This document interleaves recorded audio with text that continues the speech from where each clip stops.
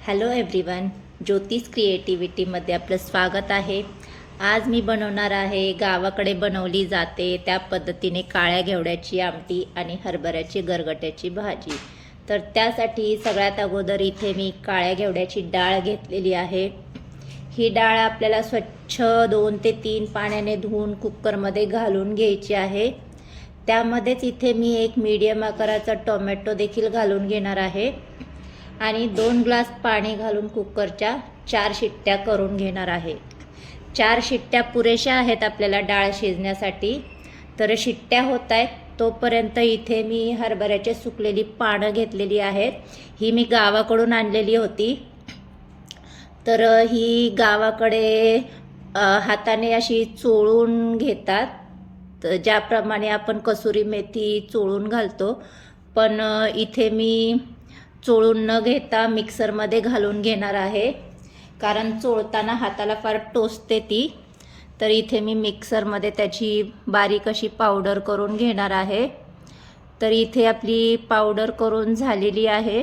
आता ती पावडर आपल्याला एका प्लेटमध्ये काढून घ्यायची आहे आणि त्याच मिक्सरच्या भांड्यामध्ये आपल्याला 4-5 लसणाच्या पाकळ्या घालून घ्यायच्या आहेत आणि तिखटपणासाठी इथे मिरचीचा वापर करणार आहे।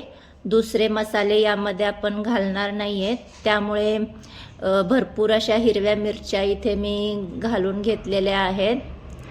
तर आता आपण ह्याची भरड करून घेणार आहोत।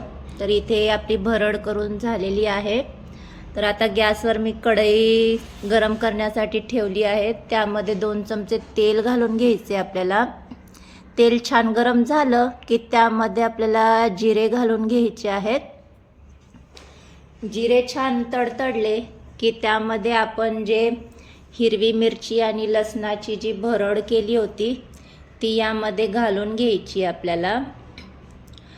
तर भरड घालताना आपण गॅस मीडियम ठेवायचा आहे, कारण मिरची आणि लसूण हे दोन्ही आपण कच्चंच घातलेलं आहे, त्यामुळे ठसका उठतो।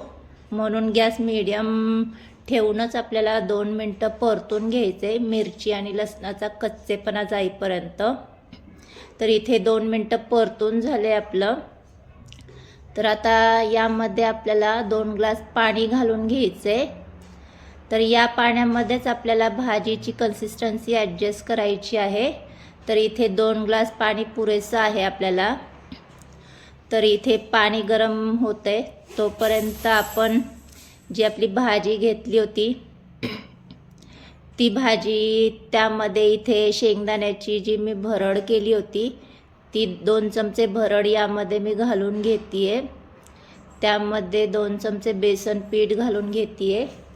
शेंगदाणे थोडेसे भरडच ठेवलेत, कारण की ते भाजीमध्ये मध्ये मध्ये दाताखाली आले की छान लागतात खाण्यासाठी, त्यामुळे दुसरं काही आपण यामध्ये घालणार नाही आहे। त्यामुळे शेंगदाणे घालून घेतलेत आणि बेसन पिठाने ह्याला छान बाइंडिंग येतं, कन्सिस्टन्सी ॲडजस्ट व्हायला मदत होते, कारण आपण वाटणाचा अजिबात वापर केलेला नाही आहे भाजीमध्ये। तर इथे पाणी आपलं गरम झालं, त्यामध्ये चवीनुसार मीठ घालून घ्यायचे आणि एका हाताने चमच्याने मिक्स करतच आपल्याला यामध्ये दुसऱ्या हाताने भाजी घालून घ्यायची आहे। चमचा सतत हलवत राहायचं आहे आपल्याला, गुठळ्या होतात, कारण की बेसन पीठ जर गरम पाण्यामध्ये घातलं तर लगेच गुठळ्या होतात। तर चमच्याने गुठळ्या फोडतच आपल्याला भाजी हलवून घ्यायची आहे। छान इथे आपली भाजी मिक्स करून झाली आहे, सगळ्या गुठळ्या देखील फोडून घेतल्यात आपण। तर पहा, कन्सिस्टन्सी अगदी परफेक्ट आहे, इतपतच आपल्याला हवी आहे। ही भाजी चपातीसोबत, भाकरीसोबत, कशासोबतही छान लागते। तर इतपत तर ठीक आहे। तर 5 मिनटं आपण आपल्या भाजीला उकळी काढून घेणार आहोत, कारण थंड झाल्याच्या नंतर आणखी थोडीशी ही थिक होते। तर आता आपण गॅस बंद करून घेणार आहोत। तर आता इथे आपला कुकर देखील थंड झालेला आहे। डाळ देखील आपली छान सॉफ्ट शिजलेली आहे, इतपतच डाळ आपल्याला शिजवायची होती। तर आता आपण ही चमच्याने थोडीफार मॅश करून घेणार आहोत। छान सॉफ्ट शिजल्यामुळे जास्त काही मॅश करायची गरज लागत नाही. तर अगदी 5 ते 10 मिनटात ही मॅश करून होते. तर इथे मी गॅसवर कढलं गरम करण्यासाठी ठेवलं होतं. त्यामध्ये 2 चमचे तेल घालून घेतले आणि जिऱ्याचा तडका दिलेला आहे. त्यामध्ये भरपूर असा ठेचलेला लसूण घालून घेतला आहे. लसूण छान गोल्डन झाला की त्यामध्ये पाव चमचा हिंग घालून घेतलं आहे आणि पाव चमचा हळद घालून घ्यायची आपल्याला.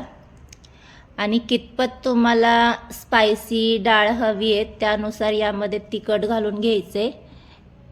दुसरे काही स्पायसेस आपण घालणार नाही आहे, त्यामुळे तिखट त्या अंदाजानेच घालून घ्यायचे. तर इथे मी 2 चमचे तिखट घालून घेतले. इथे आपली फोडणी तयार झाली आहे. तर ही फोडणी आपण आपल्या आमटीमध्ये घालून घेणार आहोत आणि पुन्हा 5 मिनटं आपल्याला आमटीला उकळी काढून घ्यायची आहे. त्यामध्ये थोडंफार मी पाणी वाढवलं होतं कारण खूपच थिक होती ती डाळ. त्यामुळे मी पुन्हा 5 मिनटं उकळी काढून घेणार आहे आणि त्यामध्ये चवीनुसार मीठ घालून घ्यायचे. तर इथे 5 मिनटं उकळी काढल्याच्या नंतर छान असा घमघमाट सुटला आहे आपल्या आमटीला. तर इथे तयार झाली आपली काळ्या घेवड्याची आमटी. तर तुम्हाला हा आजचा गावचा बेत कसा वाटला? काळ्या घेवड्याची आमटी आणि हरभऱ्याच्या सुकलेल्या पानांची गरगट्याची भाजी. तर नक्की सांगा आणि रेसिपी जर आवडली असल्यास रेसिपीला लाईक आणि चॅनलला सबस्क्राईब करायला विसरू नका. थँक्यू. बाय.